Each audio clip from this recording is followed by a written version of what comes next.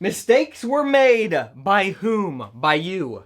And I have to put the mess back together, pile it up into some nice little structure, and so it's not just this mess on the floor. I'm trying to make modern art out of Let's get to the messages. This amazing episode of Messyges is sponsored by Unbound.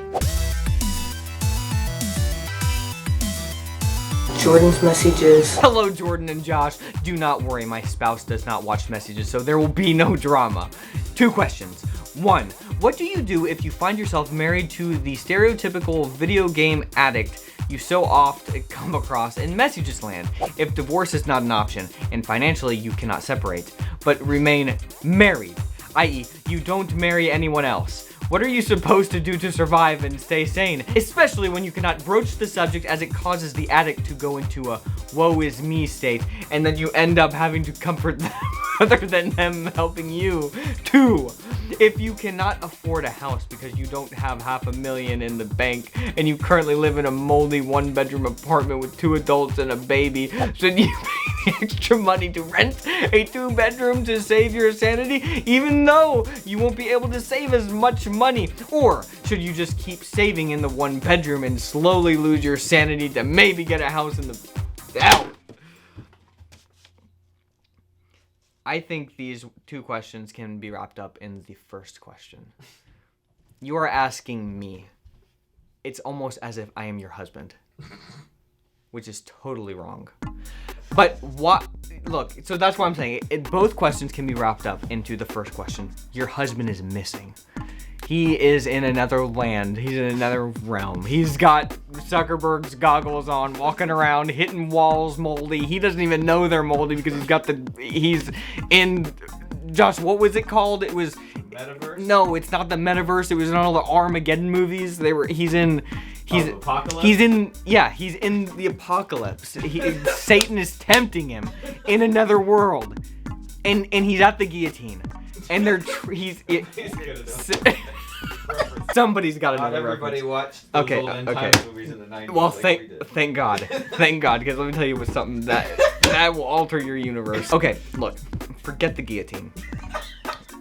He's got the goggles on. He doesn't know which way's up or which way's down. And Nobody's gonna get that reference. no, they're not. I don't think the guy's got a clue. You have taken all the cards off the table to play divorce. You've taken off the table.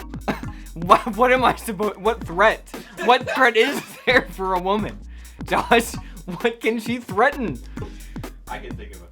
Tell me, Josh. It's not messy, just It's not messy, just land appropriate, okay? But I got the picture in my mind. Use it. It's what you have. But no, in all honesty, look, an addict, like I've said before, they have to want to stop.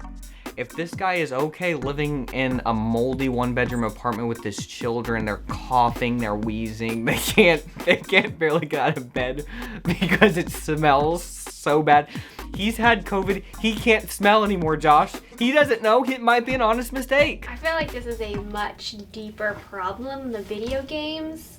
And it could be that it has like grown into where you're so frustrated that you're approaching him in a way that makes him react the way that he does, which is not necessarily your fault because it's built up.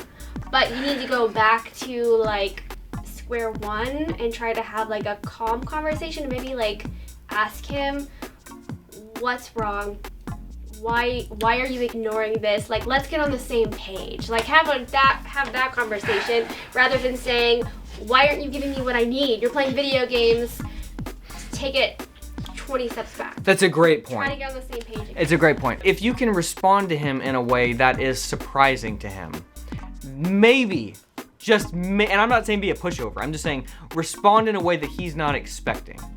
With not understanding, but a bit of understanding, and you want to, like Sarah's saying, why are you doing this? Like, what's going on? But say it in a way, maybe that will be enough to wake him up to understand what he's doing. Because oftentimes a guy plays video games when he's trying to run away from his life, okay? And if you can actually have honest conversations with him, maybe that will naturally go away over time. He'll probably still play some, but it won't be this total addiction because he's not running away anymore from his life. And you got to help him do that. You got to be there. You got to help him with, have conversations with him, be open to talk to him, talk about his life, even if what he's saying seems stupid to you. Like, just listen to the guy.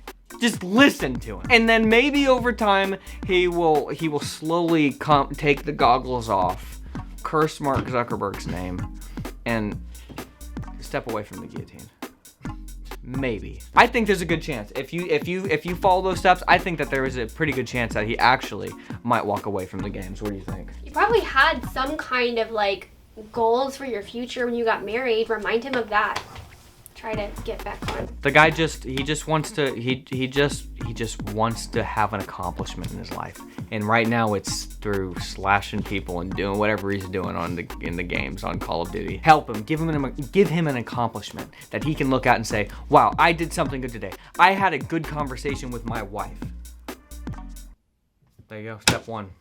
Can you guys believe it's already fall? The leaves are changing, it's getting colder outside, and Christmas is just around the corner. My question to you though is, what are you doing about college? Do you have a plan for next semester? Or are you thinking about chocolate chip cookies? Listen close, because this is the only Messyges Land approved way to do college. What if you could change your life while you get an education? All in just 16 weeks. Sounds pretty unbelievable. It's not. If you're looking for a way to take your spring semester to the next level, whether you're in high school and trying to figure out what comes next, or you're recently graduated and haven't picked a plan yet, you should check out Unbound. Unbound is a Christian project-based higher education company that specializes in equipping students in high school and beyond with the skills, experience, network, and education they need to live and work effectively in the real world. Whether you know exactly what you want to do with your future or you're unsure, Unbound's brand new Ascend semester program will help you launch into adulthood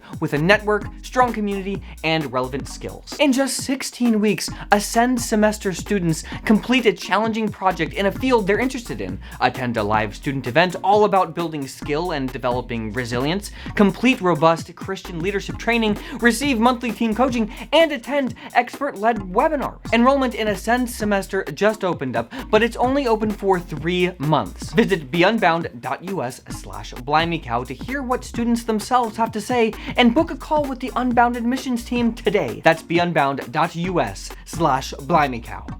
Now, let's get back to the messages. Dear Josh and Jordan, I have a R-rated message. My boyfriend and I have been dating for 5 years and we are both young adults, 22, 24. Anyways, he is agnostic since he was a teen and previously a Christian, but he's very open to my faith and love for God and loves that I love him. Him as in loves God. I do think he will follow Christ one day, and he has been saved a long time ago. We are discussing marriage and all is well except 2 things. He is moving in with me soon, and since we're not married and my faith hasn't always been so strong as it is now, we are both active sexually. I am ashamed and hate the sin, but love him so much, and I'm afraid that if I say, hey, let's be celibate till he asks me that good question, it would actually force him to ask me. She's using, that's what you're saying. That's what you said for the last one, that she's using the upper hand. It would actually force him to ask me, and I have fear that he will be unhappy because it is somewhat forced. Anyways, that is all to say I need help because I love God and I want to continue to walk very closely. I just spent the message. We'll sell it on eBay. Believable. I think that you guys need to, you're saying you're a super strong Christian and stuff, then, if this is your worldview, then you can't live with the guy. I mean, like, I don't understand. That's like 101. That's 101. That's step 1 is you doing that today. And then step 2 is try and get this under control, okay? Because, like, if you're moving in together, you're not even trying. Okay, you're not even trying. If you're moving out, you can at least try to I understand once stuff starts to, it's hard to reel it back in, okay? So, but like we gotta at least move out together. We can't be living together. I don't understand that. If the hope is that he is going to convert to Christianity. I'm not seeing that in real life. I'm seeing you slowly converting over to what he believes instead of him doing everything to what you believe. I know that you probably really believe that, and I don't know, maybe you're right, but like, if you just objectively look at it from an outsider's point of view, me, okay, what does it look like? The nice girl who's a Christian, who's been going to church, it really believes that this agnostic guy is going to convert, and he was saved, and is he still a Christian? Is that how it works, or is he going to hell? I don't know. And then you think he's gonna slowly come over to my side, but in the meantime, I'm gonna, and we're living together. Okay, what does it look like to me? It looks like a sham. It looks like you have the wool pulled over your eyes. I'm sure the guy is a great guy. He seems super nice, great, awesome. But if you step outside yourself and you just look at it objectively, doesn't it look like you're going down a weird path that you would tell your daughter, like, hey, I did this when I was a kid. It didn't go as planned. That's why me and your dad have kind of a weird relationship. And you have that awkward conversation, okay? That's what it looks like to me. Sarah said break up with him. Camera's back on. I'm way more harsh than Jordan on this. You have a choice. You can either walk with God or you can walk with this guy. You can't do both. But Sarah, he's a great guy. He was a Christian 20 years ago. I mean, what are you That's what I'm gonna say. That is probably the right answer. Look, I don't like just throwing people out. I don't like just discarding people. Maybe, that's what I'm saying. Maybe this guy is lost, but maybe he's not the worst person in the world. I didn't say he was a bad person. No, Sarah, it's all or nothing with me. It's all or nothing with me, okay? I didn't get the vibe from this guy that he was the worst human being on earth, so I didn't say break up with him. And I said move out. They're not even in... What is this, Josh? You trying to pull a fast one on me. What I did? You said outro message. What does that mean? Oh, right. I forgot about that. An outro message. It's unheard of. Okay, well, guys... You don't even have to put the text on the screen. Just read it. Okay, all right. Here's I don't want to make more editing time. Here's the outro message. Dear Jordan, Josh, and maybe Sarah, they got it right. I am a huge fan of Blimey Cow and really want to become a supporter, but am a little hesitant. My parents are fine with it, but I am concerned about what my friends will think if they find out I am supporting some guy on YouTube. My homeschooled group of friends does not do a lot online, and I don't want them to think I am watching YouTube videos every second of the day. I was just wondering if you have any thoughts on what I should do, although you will probably say I should support you. That's not what I'm going to say. Look, in the words of Kanye, okay? You're playing for an audience of one. Who is it? It's God. Do you think God is telling you to give me money? If the answer is yes, I don't care about your friends. Let the chips fall as they may. Let them fall one by one. If they do, if they don't, I don't care. You shouldn't care. You just do what you think is the right thing to do. And if you're worried about your friend's response about stuff like what, that's not a good way to live your life. You know, you have a conviction. God's telling me to give Jordan something. You have a conviction. I'm not telling you that that's your conviction, but it seems as though that is what you were hinting at.